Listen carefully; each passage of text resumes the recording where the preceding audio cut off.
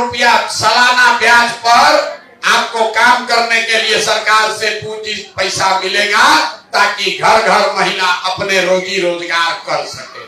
कितना? खाली 4% पर। याद रखिए, अभी आपको गांव में 3% 4% महीना का ब्याज लग रहा है।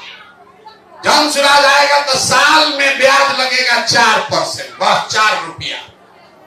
और अंतिम बात, जो किसान सब्जी उगाइएगा, मसाला उगाइएगा, तो नगदी फसल करने वाले सभी किसान को मजदूर की सुविधा मुफ्त में सरकार की ओर से दी जाएगी। मजदूर का खर्चा आपको सरकार देगी, ताकि आप धान गेहूं छोड़कर जिसमें पैसा कमाने वाला खेती है वो खेती आप कर सकें। 5 चीज जो हम लोगों ने कहा है वो प्राथमिकता के आधार पर निश्चित तौर पर हो जाएगा। उसमें पहली बात यह है कि बिहार से साल भर के अंदर पलायन रोक दिया जाएगा। मैं नौकरी की बात नहीं कर रहा हूं।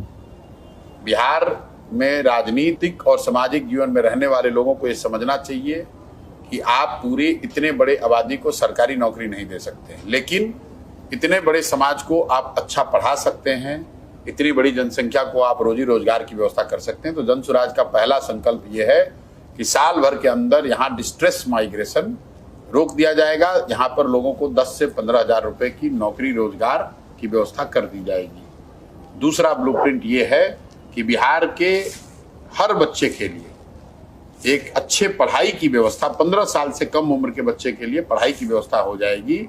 और जब तक वैसी व्यवस्था सरकारी स्कूल में न बने तब तक लोग अपने बच्चों को प्राइवेट स्कूल में भेज सकते हैं, उसका पैसा सरकार भरेगी।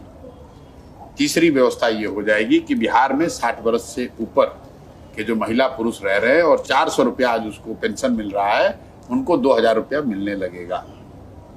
चौथी बात ये होगी कि बिहार में जो महिलाएं हैं, जो कामकाजी महिलाएं हैं, जो घर में बैठी हुई हैं, कुछ करना चाहती हैं, उनको 4% सालाना ब्याज के दर पर उनको लोन मिलने लगेगा, ताकि वो अपने घर में कुछ ना कुछ रोजी रोजगार कर सकें, अपने और अपने बच्चों के लिए कुछ धन अर्जन कर सकें। और 5वीं बात ये होगी कि जितने भी यहाँ किसान हैं वो धान, गेहूं, मकई का फसल जो उगा रहे हैं, इस तरह की फसल को छोड़कर अगर वो नगदी की फसल करने लगे, मसाला की खेती करने लगे, सब्जी उगाने लगे, फल उगाने लगे, उनकी खेती को मनरेगा से जोड़कर उनको मुफ्त में मजदूर मुहैया कराया जाएगा, ताकि उनकी आमदनी, जो जमीन है वो तो बढ़ नहीं सकती है, लेकिन उसी जमीन की प्रोडक्टिविटी बढ़ाई जाए, उससे लोगों की आमदनी बढ़े। ये 5 चीज निश्चित हो जाएगा। तो अगर जन स्वराज की सरकार बनी तो ये 5 चीज निश्चित हो जाएगा।